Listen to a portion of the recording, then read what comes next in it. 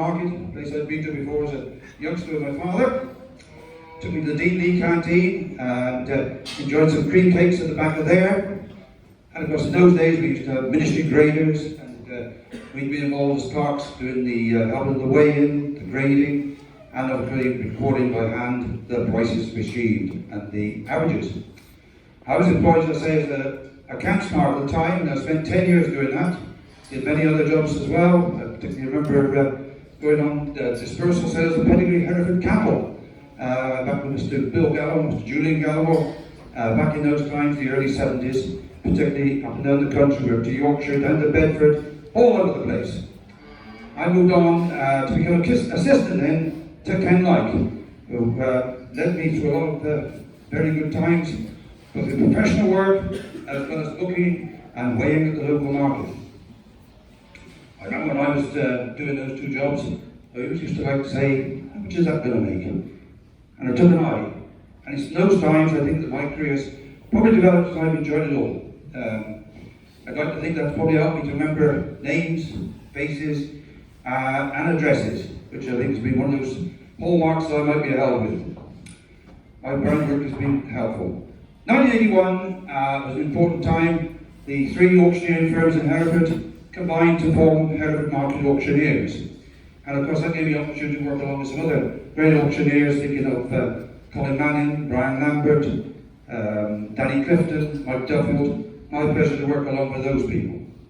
In 1988 I was appointed as a shareholder in Russell Walden and Bright, and continued very much to be involved in Hereford and Hereford type business.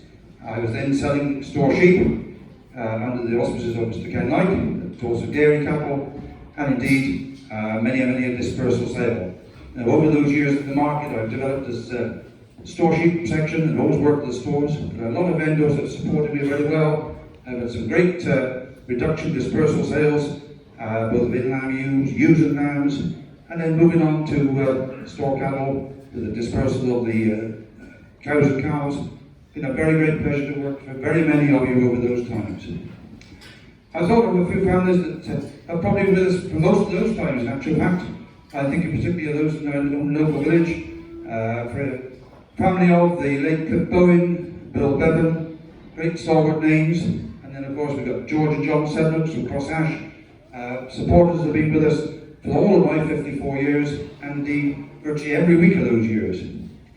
There's two other families I thought of that also certainly get a mention because they are still going. They are still here. I'm thinking of Peter Badger. He was a young man in those days. He used to buy a lot of fat lambs. Still buying a lot of fat lambs these days. And of course, my colleague and opposition sometimes, Graham Baker, who also kept through those same period of times. They're still with us. Keep going, gents. Keep going. I joined the board of Hereford Market back in the early 90s and became co-chairman some 10 years later than that. I'd like to thank very much the fellow directors who have supported me through many of those times. But of course, I must also thank the clerical staff. I've been very lucky to have over the years some great stalwarts, a good old fellow mentioned up here today. Have a drink.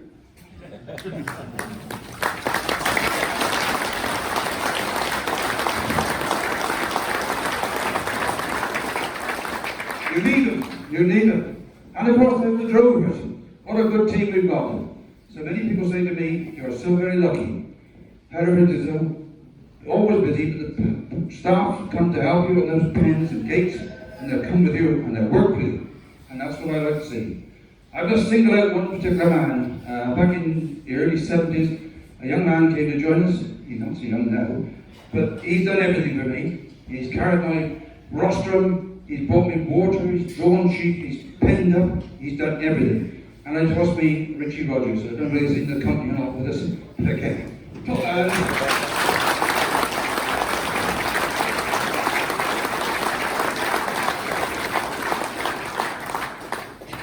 I've always believed in the live market. I'm sure it's the best, the easiest, and the fairest way to sell any of your stock. It reacts to quick market forces, it's open, it's transparent. And as we've seen today, it can cope with all types of stock for an immediate sale. Please just keep supporting that system. I've always treated customers I'd like to be treated myself, and indeed, I think as an auctioneer, we are very, very honoured to be working for such a genuine lot of people. There's nothing better than the stalwarts, the sort that we work with. We look after and do business with them. We've got a great trust. We've got to make the best we can, because one day that vendor might be a purchaser, and similarly the purchasers. We must keep looking after the purchasers. Without the purchasers, we've got no active sale. We all need each other, and that should very much be remembered. No better than probably 2001. That devastating outbreak of foot and mouth, a difficult time for all of us, but it was only thanks to the member firms that HMA was able to carry on and survive. My co-chairman at that time was my colleague behind here, Richard. Richard Hyde, what a man. He's been a great stalwart with me for those times. We'd been wanting to move from that city centre site probably from the 1990s. When it was first moved to Tesco, were wanting to build on the site. However, it was only after the council, after the Royal Charter was proven, that the council were obliged to provide a market. We started to make progress. And indeed, we've got many, many people to be thankful. We're here today in a very purpose-built premises. We will always be grateful, and I should be particularly grateful for the help and support we had from the council, particularly Charles Mason, who was the council at the time. He travelled with Richard and I. We went around the country, Skipton, Sedgemoor, Shrewsbury, Carmarthen, Cirencester. We learned a lot about marketing. We saw a lot of things. We gained some thoughts that we liked, but I think what did us more good was probably some of the things we didn't like. And we tried to say we won't have those in Hereford. And indeed, I think when you see what's out here today, it's through those great efforts of people like that we've got what we have. We wouldn't have been there without Roger Phillips and Colin Burks, particularly, who should deserve a mention as a person who's done so much for the market also. We have two excellent farmer spokesmen who used to come to many of the meetings that we had to be held at the time. I'm thinking of Andrew Lloyd and Owen Whittle. They're probably in attendance today, because indeed we did very much appreciate what the work they did. They always spoke well, and they stressed the necessity of a livestock market. The other man I was thank was our company secretary, Richard Granger. At that time, a great stalwart and a great support he's been. The market was completed in 2011, and I remember standing over there by the pig section, looking over from the pig bays towards the sheep section, and Richard and I stood and we looked at it and we thought to ourselves, ever we saw this market go, it would have been someday.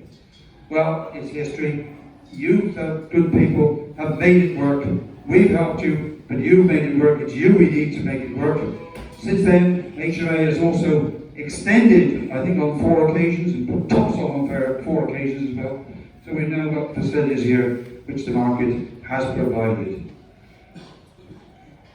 I think, ladies and gentlemen, it's an ideal time for me to hang up the hammer. We've got some great young auctioneers coming through. I see Matthew up there, Greg here at the back. They're the future, and I think we must give it to them to take it on the road from there. But they do need some experience, and of course they've got. Well, what about you two? You're the audience, that's right. Well, I've carried that man for a long time. Richard and Robert, they've got the experience. They'll see you through, ladies and gentlemen. As I say, I think it's an ideal time for me to hang the hammer. But I just must tell you, I've got long overdue, I think, to say a big thank you to my wife. Sue's here today. She's supported me now for 46 years. Yeah, Robert says, you deserve a medal. You're ready to. Ladies and gentlemen, it's been a pleasure. What I want you to do is to enjoy the day. I know there's a lot of business to get on. I'm particularly concerned we should sell those in-line ewes well today, store lambs well as well. But please do come into the canteen and have a hot drink with me today. Thank you all very much, ladies and gentlemen.